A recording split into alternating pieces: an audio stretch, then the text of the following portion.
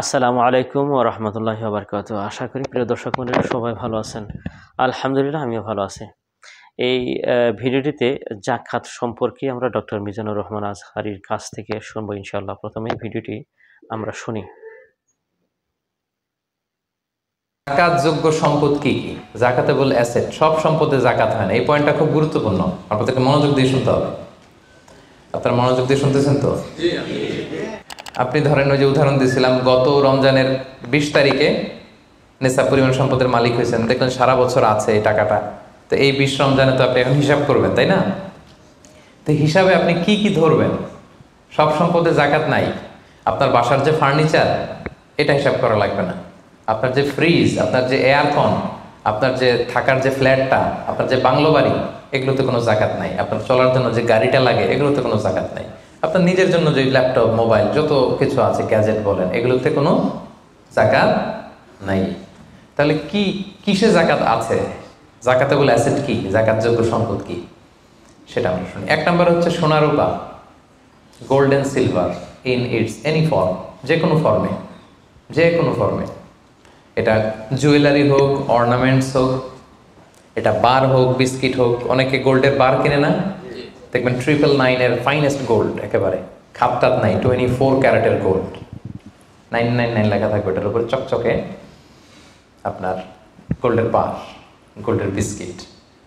অনেকে শখ করে গোল্ডের প্লেট টেট, তৈজসপত্র এগুলো কিনে। হ্যাঁ, স্বর্ণের ঘড়ি অনেকে কিনে।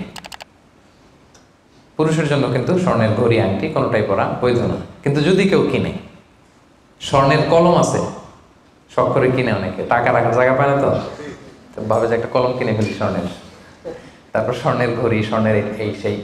তো এরকম জুয়েলারি বলেন, তৈজসপত্র বলেন, যা যা আছে আপনার সব হিসাব করতে হবে in its any form. Gold and silver, এটা জাকাতেবল অ্যাসেট। বোনেরা অনেক সময় প্রশ্ন করে যে যেই গহনা আমি পরি, এটারও কি জাকাত দিতে হবে? ইখতিলাফপূর্ণ মাসালা, বিশুদ্ধ মত হচ্ছে দিতে হবে। 3 মাযহাব বলছে দেয়া লাগবে না, ইমাম আবু হানিফা বলছে দেয়া লাগবে, এবং আবু হানিফা রাহিমাহুল্লাহর কথাটাই ভ্যালিড, বেশি যুক্ত। সুনানে আবু দাউদের হাদিস, আম্মা জান আয়েশা রাদিয়াল্লাহু তাআলা আনহা স্বর্ণের বা রূপার একটা আংটি পরে আছেন। রাসূল সাল্লাল্লাহু আলাইহি ওয়াসাল্লাম বলেন জাকাত দিছো? আম্মা জান বলেন না, এটা পড়ছি যাতে আপনার সামনে আমি আমার সৌন্দর্য বাড়াতে পারি।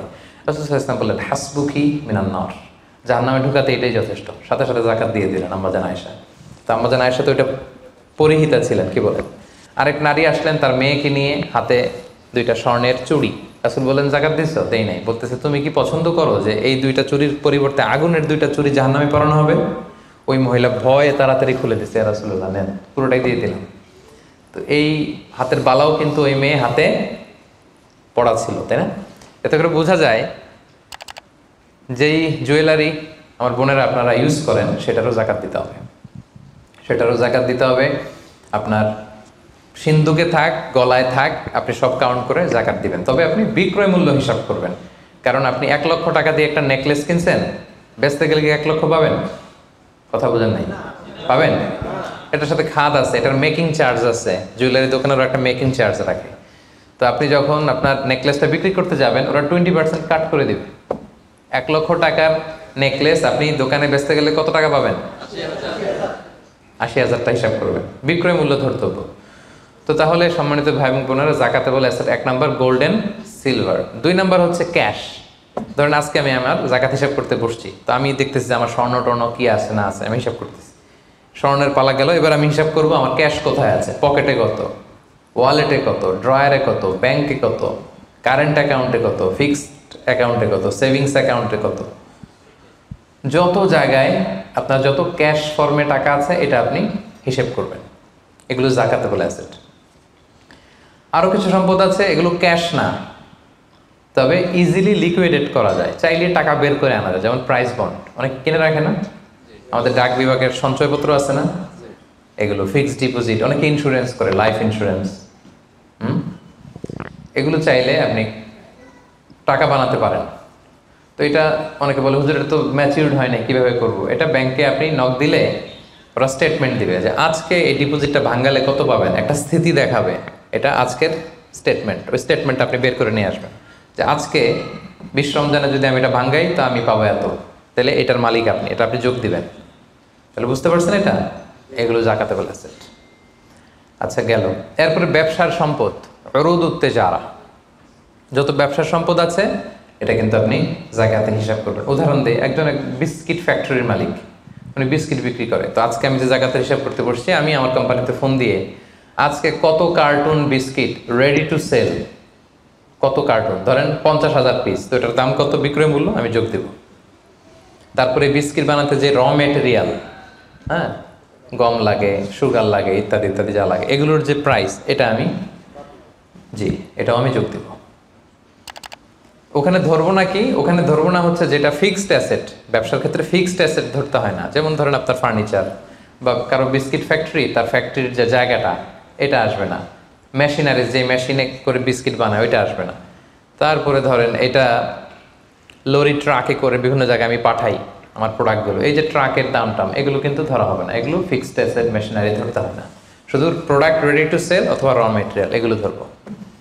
শেয়ার বাজার আছে, অনেকে শেয়ার কিনে, এটাও আপনি ধরবেন। ওই দিন আপনি হিসেব করবেন।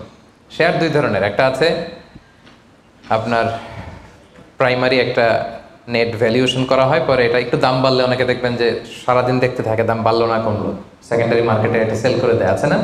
তো এটা আজকের দিনে আমার এই শেয়ারটা সেল করলে কত প্রাইস পাবো, ওই প্রাইসটা আমি যোগ দিয়ে দিব। ওকে, আচ্ছা গেল।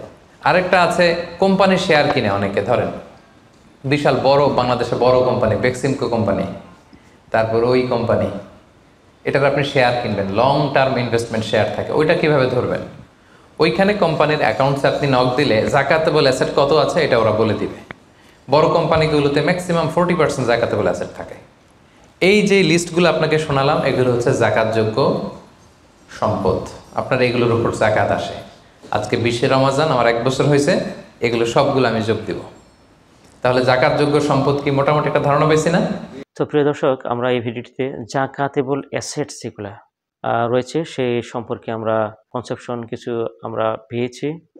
আর জাকাতেবল অ্যাসেটগুলো হচ্ছে স্বর্ণ, রূপো, ক্যাশ পয়সা এবং যেগুলো শেয়ার মার্কেটের শেয়ার বা যেগুলো অনেক আলাদা অন্য কোম্পানি যেগুলো সম্পদ রয়েছে বা বস্তু রয়েছে, সেগুলো হিসাব করে জাকাতগুলো দিতে হয়।